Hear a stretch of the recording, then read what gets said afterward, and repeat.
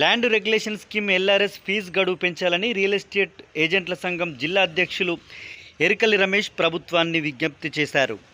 పెద్దపల్లి జిల్లా కేంద్రంలోని మున్సిపల్ కార్యాలయంలో మంగళవారం రోజున సాయంత్రం 4 గంటల సమయంలో ఎల్ఆర్ఎస్ ఫీజులు కట్టేందుకు రాగా సర్వర్ పూర్తిగా డౌన్ ఉండడంతో ప్రజలు ఇబ్బంది పడుతున్నారంటూ ఆయన ఆవేదన వ్యక్తం చేశారు. రాష్ట్ర సర్కార్ ప్రతిష్టాత్మకంగా చేపట్టిన land regulation scheme LRS fee గడువు మరో 4 రోజుల పాటు పెంచాలంటూ ఆయన ప్రభుత్వానికి విజ్ఞప్తి చేశారు. తెలంగాణ ప్రభుత్వం చేపట్టిన ఎల్ఆర్ఎస్ విషయంలో